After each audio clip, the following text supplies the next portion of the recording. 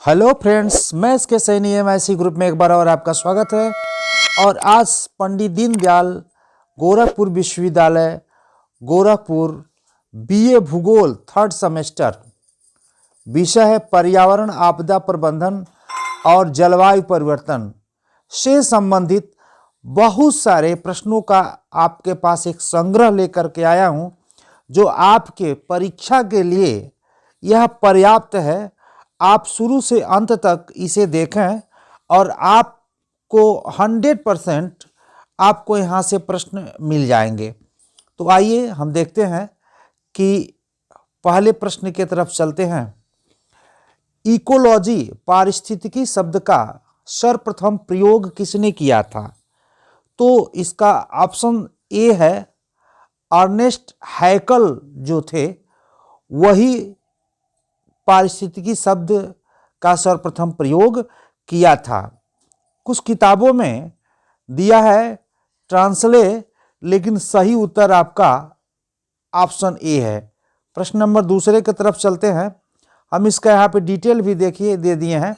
Ecology अर्थात पारिस्थितिकी तंत्र जर्मन शब्द का प्रथम 1866 में जीव वैज्ञानिक अर्नेस्ट हैकल ने अपनी पुस्तक जनरल मॉर्फोलॉजी द ऑर्गेनिज्म में किया था। नेक्स्ट हम देखते हैं, पर्यावरण एवं परिस्थिति का जैविक घटक है। पर्यावरण परिस्थिति का जैविक घटक है तो आपका है वनस्पति। नेक्स्ट प्रश्न नंबर तीसरे की तरफ चलते हैं। पर्यावरण परिस्थिति का भौतिक घटक क्या है? तो ऑप्शन बी सही है, प्रवाहित जल। प्रवाहित जल सही ऑप्शन है। प्रश्न नंबर 4 चलते हैं। जलवायु परिवर्तन से सर्वाधिक प्रभावित होने वाले देशों की सहायतार्थ किसे बनाया गया है? प्रश्न नंबर 4 का ए है green climate fund. Green climate fund जलवायु से होने वाले सर्वाधिक प्रभाव को इस फंड के जरिए व्यवस्थित किया गया है। नेक्स्ट, प्राकृतिक परिस्थितिकी तंत्र का उदाहरण है तो ऑप्शन सी सही है, झील। प्राकृतिक परिस्थितिकी तंत्र का उदाहरण है तो ऑप्शन सी है, झील। नेक्स्ट, मृदा अपरदन को किससे बचाया जा सकता है? तो ऑप्शन सी सही है, वृक्षारोपण के द्वारा मृदा अपरदन को बचाया जा सकता है। विश्व का सर्वाधिक प्रसिद्ध कीटनाशक कौन सा है? तो आपका ऑप्शन ए सही है, DTC। ऑप्शन ए सही है, DTC। नेक्स्ट 8वें नंबर तरफ चलते हैं कि शाकाहारी प्राणी क्या कहलाते हैं? शाकाहारी प्राणी क्या कहलाते हैं? तो ऑप्शन बी सही है, प्राथमिक उपभोक्ता कहलाते हैं। शाकाहारी प्राणी प्राथमिक उपभोक्ता कहलाते हैं। प्रश्न नंबर 9 चलते हैं। सर्वाहारी जंतु किस वर्ग में आते हैं? सर्वाहारी जंतु किस वर्ग में आते हैं? तो 9C है, यह द्वितीय उपभोक्ता के अंतर्गत आते हैं। नेक्स्ट प्रश्न नंबर हम 10 के तरफ चलते हैं। प्रश्न नंबर 10 के तरफ चलते हैं कि ऊर्जा के गैर परंपरागत स्रोत कौन होता है? ऊर्जा के गैर परंपरागत स्रोत कौन होता है? तो ऑप्शन सी सही है, सौर विकिरण। सौर विकिरण यह गैर परंपरागत स्रोत है। और नेक्स्ट हम चलते हैं प्रश्न नंबर 11 के तरफ। गिर राष्ट्रीय उद्यान किस प्रदेश में स्थित है? गिर राष्ट्रीय उद्यान किस प्रदेश में स्थित है? ऑप्शन सी सही है, गुजरात में। गुजरात में स्थित है। प्रश्न इसका मैंने नोट्स भी बताया है। गिर वन्य जीव अभ्यारण्य भारत के गुजरात में राज्य स्थित है। राष्ट्रीय उद्यान एवं वन्य प्राणी अभ्यारण्य है जो एशिया में सिंहों का एकमात्र निवास स्थान होने के कारण जाना जाता है। प्रश्न नंबर 12 को देखते हैं कि बोरी वन्यजीव अभ्यारण्य किस प्रदेश में है? बोरी वन्यजीव अभ्यारण्य किस प्रदेश में है? प्रश्न नंबर 12 है, बोरी जीव वन्य अभ्यारण्य किस प्रदेश में है? तो ये ऑप्शन बी सही है, मध्य प्रदेश में। विश्व का पहला ओजोन परत संरक्षण के लिए सम्मेलन हुआ था तो ऑप्शन बी सही है, वियना में हुआ था। नेक्स्ट 14 नंबर देखते हैं कि ओरंग राष्ट्रीय उद्यान किस प्रदेश में स्थित है। ओरंग राष्ट्रीय उद्यान किस प्रदेश में स्थित है। ऑप्शन डी सही है, आसाम में। यह असम के दर्राग और सोनितपुर जिले में ब्रह्मपुत्र नदी के उत्तरी तट पर 78.81 वर्ग किलोमीटर क्षेत्र में यह स्थित है, आसाम में है। और प्रश्न नंबर और आगे चलते हैं। प्रश्न नंबर 15 में विश्व में केले का सबसे ज्यादा उत्पादन करने वाला देश कौन सा है। विश्व में केले का उत्पादन करने वाला देश कौन सा है, तो भारत है। भारत, आपका देश भारत। फूलों की घाटी कहाँ स्थित है, तो उत्तराखंड में स्थित है। फूलों की घाटी कहाँ स्थित है, उत्तराखंड में स्थित है। महासागरों में जल स्तर वृद्धि का क्या कारण है, तो ऑप्शन सी सही है, ध्रुव प्रदेशों में बर्फ का पिघलना। ग्लोबल वार्मिंग के वजह से अब जो ध्रुवों के बर्फ हैं पिघल करके समुद्रों में आ रहे हैं, जिससे समुद्र का जल स्तर धीरे धीरे बढ़ रहा है। नेक्स्ट 18 में विश्व पर्यावरण दिवस कब मनाया जाता है, तो सभी लोग जानते हैं, यह बहुत इजी क्वेश्चन है, लेकिन हर बार पूछेगा, आज भी पूछेगा, इस बार भी 5 जून को मनाया जाता है विश्व पर्यावरण दिवस। 19 नंबर देखते हैं, विश्व मौसम विज्ञान संगठन की स्थापना कब हुई थी। ऑप्शन बी सही है, 23 मार्च 1950 को विश्व मौसम विज्ञान संगठन की स्थापना हुई थी। नेक्स्ट चलते हैं 20वें नंबर पे, 20 नंबर पे चलते हैं। भारत में स्थापित पहला राष्ट्रीय उद्यान कौन सा है। भारत में स्थापित पहला राष्ट्रीय उद्यान कौन सा है। ऑप्शन डी सही है, जिम कॉर्बेट राष्ट्रीय उद्यान है। 1936 में भारत का पहला राष्ट्रीय उद्यान था हेली नेशनल पार्क, जिसे अब जिम कॉर्बेट राष्ट्रीय उद्यान के रूप में जाना जाता है। 1936 में भारत का पहला राष्ट्रीय उद्यान था हेली नेशनल पार्क, जिसे अब जिम कॉर्बेट राष्ट्रीय उद्यान के रूप में जाना जाता है। तो ऑप्शन डी सही है, जिम कॉर्बेट राष्ट्रीय उद्यान। नेक्स्ट हम चलते हैं प्रश्न नंबर, जल प्रदूषण को मापने के लिए कौन सा परीक्षण किया जाता है, तो इसका ऑप्शन ए सही है, यह है बायोकेमिकल ऑर्गेनिक डिमांड, इसके द्वारा नापा जाता है। ये ऑप्शन ए सही है। प्रश्न नंबर 22 का, जुगाली करने वाले पशु किस ग्रीन हाउस गैस को उत्पन्न करते हैं। जुगाली करने वाले जो पशु होते हैं वो किस ग्रीन हाउस गैस को उत्पन्न करते हैं, तो ये ऑप्शन प्रश्न नंबर 22 का सी है, मीथेन। CH4 का। प्रश्न नंबर 23 देखते हैं, वाहनों से निकलने वाली प्रदूषित गैस कौन सी है। वाहनों से निकलने वाली प्रदूषित गैस कौन सी है, तो ऑप्शन सी है, कार्बन मोनोऑक्साइड। Carbon monoxide. प्रश्न नंबर 24 की तरफ चलते हैं, उत्तराखंड में मनाया जाने वाला हरेला पर्व किससे संबंधित है। उत्तराखंड में मनाए जाने वाला हरेला पर्व किससे संबंधित है, तो आप जानते ही हैं कि यह वृक्षारोपण से है। 24 का बी सही है, वृक्षारोपण। नेक्स्ट देखते हैं कि ग्रीन मफलर संबंधित है।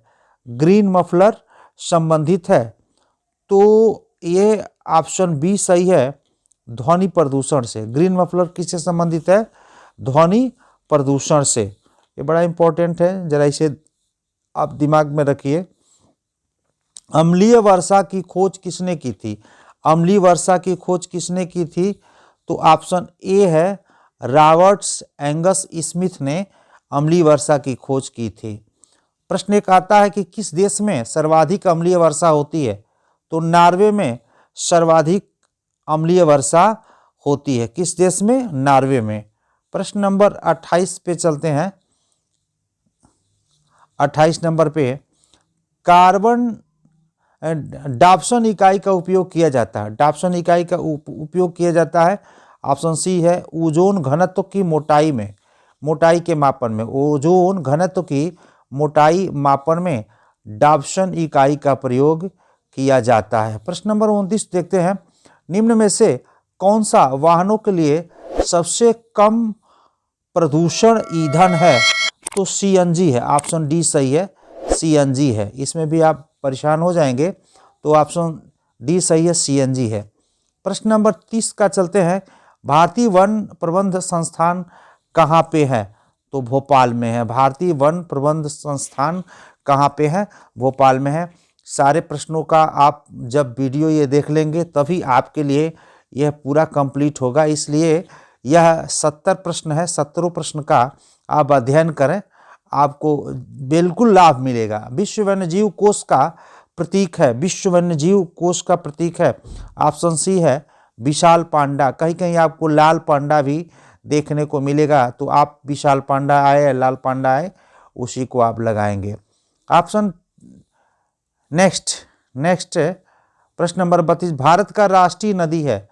भारत का राष्ट्रीय नदी तो गंगा नदी है। 2008 में इसे गंगा नदी को राष्ट्रीय नदी के रूप में घोषित किया गया था। और गंगे डॉल्फिन राष्ट्रीय जलीय जीव है, राष्ट्रीय जलीय जीव है। 2008 में नहीं, शायद 2017 में है, क्या देख लीजिएगा थोड़ा सा। काकरापार परमाणु शक्ति केंद्र किस राज्य में स्थित है? काकरापार परमाणु संयंत्र किस राज्य में स्थित है? तो गुजरात में है। कहाँ पे है? ये गुजरात में है। हम आपको डिटेल इसमें दिए हैं नोट में। नोट देखते हैं कि काकरापार परमाणु ऊर्जा संयंत्र भारत का एक परमाणु ऊर्जा संयंत्र है जो गुजरात में सूरत और ताप्ती नदी के समीप स्थित है। नेक्स्ट प्रश्न नंबर 34 की तरफ चलते हैं। पृथ्वी की छतरी किसे कहा जाता है? तो ओजोन को पृथ्वी की छतरी कहा जाता है। 35 नंबर पे चलते हैं। 35 नंबर पे वन संरक्षण अधिनियम कब पारित किया गया? तो ऑप्शन ए सही, ऑप्शन ए सही, हाँ, 1980 में 1980 में वन संरक्षण अधिनियम पारित किया गया था। रतौंधी रोग किस विटामिन की कमी से होता है? तो विटामिन ए की कमी से रतौंधी रोग होता है, आपको जानकारी है। अब बच्चों में ये रोग नहीं पाया जा रहा है। नेक्स्ट देखते हैं, भूकंप प्रक्रिया के दौरान जहाँ से ऊर्जा निकलती है, यानी जैसे हमारी ये पृथ्वी है और यहीं से भूकंप निकली है, यहाँ से मान ली निकली है, तो इसको क्या कहते हैं? तो उद्गम कहते हैं। क्या कहते हैं? उद्गम, फोकस, इंग्लिश में दे दिए उद्गम यानी फोकस। नेक्स्ट, भूतल वह स्थान जहाँ तरंगे सबसे पहले पहुँचती है। तो एपी सेंटर, अधिकेंद्र पे सबसे पहले पहुँची पृथ्वी है। यहाँ से आई तो पहले 90 अंश कोण पे यहाँ पे पहुँचेगी, तो इसी को बोलते हैं एपी सेंटर यानी अधिकेंद्र बोलते हैं। नेक्स्ट प्रश्न 39 का है कि भूकंपी तरंगों के प्रकार हैं। तो पी भी है, एस भी, एल है, यानी उपयुक्त सभी है। उपयुक्त सभी भूकंपी तरंगों के प्रकार हैं। प्रश्न नंबर 40, कौन सी तरंगें ठोस, गैस और द्रव तीनों माध्यमों से गुजरती है? तो ऑप्शन पी सही है। पी ऐसी तरंगें हैं जो ठोस और द्रव्य और गैस तीनों अवस्थाओं को क्रॉस कर जाती है। भूगर्भिक तरंगें हैं, यानी जमीन के अंदर चलने वाली तरंगें हैं, पी और एस दोनों है, यानी ऑप्शन डी सही है, ए और बी। अगर मेरे चैनल को सब्सक्राइब न किए हों तो सब्सक्राइब कर दें और बेल आइकन दबा दें और लाइक्स भी करें, जिससे कि लेटेस्ट वीडियो आपके पास पहुंचे। धरातली तरंगे हैं, तो यल है, सरफेस तरंगे यल है। यल है जो जिग जैग में चलता है और सबसे विनाशकारी तरंग भी है, ये जान लीजिए। धीमी गति से चलता है, सबसे उसकी रफ्तार भी कम है लेकिन विनाशकारी है। सबसे तीव्र गति से धरातल पर पहुंचने वाली या चलने वाली तरंगें है, ऑप्शन ए सही है, पी है। 8 से 14 प्रति सेकंड किलोमीटर की गति से यह चलता है। सबसे विनाशकारी तरंगें हैं तो एल है, क्योंकि यह जिग जैग में चलता है, पृथ्वी पे सरफेस तरंगे हैं, इसलिए सबसे विनाशकारी तरंग के रूप में एल को माना जाता है। भूकंपी तरंगों को किस यंत्र के माध्यम से मापा जाता है? तो सिस्मोग्राफ के माध्यम से मापा जाता है। सिस्मोग्राफ। भूकंपी तरंगों का माप किस पर किया जाता है? तो रिक्टर स्केल पर, यानी जिस पे किया जाता है उसका नाम क्या है? तो रिक्टर स्केल पर इस तरंगों की माप की जाती है। नेक्स्ट है बिहार यानी मालाखत का शोक किस नदी को जानते हैं? तो कोसी नदी, क्योंकि कोसी नदी अपनी मार्ग बदलने के लिए माहिर है, इसलिए बिहार के शोक के रूप में ये जाना जाता है और गंगा नदी में आकर के मिल जाती है। पश्चिम बंगाल का शोक किस नदी को कहा जाता है? तो दामोदर नदी को पश्चिम बंगाल का शोक कहा जाता है। प्रश्न नंबर 49 देखते हैं, 49 नंबर, सतलज नदी पर कृत्रिम जलाशय बनाया गया, कौन सा जलाशय बनाया गया था? तो आप जान सकते हैं गोविंद सागर।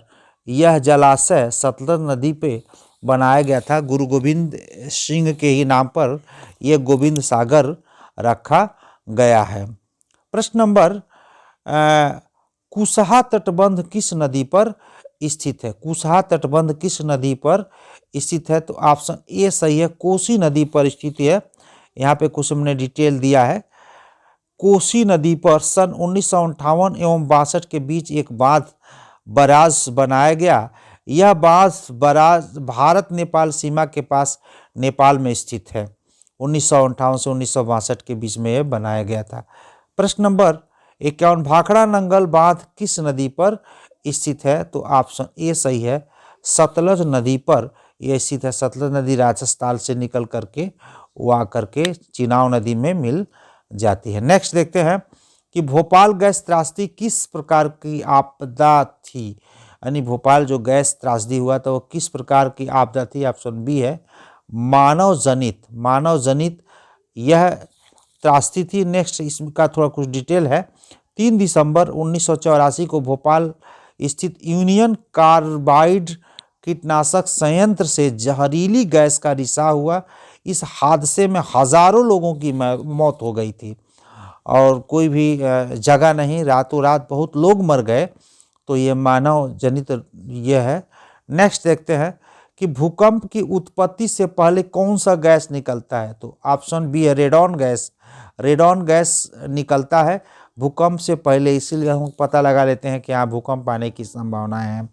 विश्व में सबसे अधिक भूकंप कहाँ आता है? तो जापान में आता है, क्योंकि प्रशांत महासागर में जापान है, ये प्रशांत महासागर में है और रिंग ऑफ फायर भी इसी के अगल बगल यानी चारों तरफ ये ज्वालामुखी का उद्गार होता है, जिसकी वजह से भूकंप भी आता है। तो रिंग ऑफ फायर भी प्रशांत महासागर में ही आपका पाया जाता है।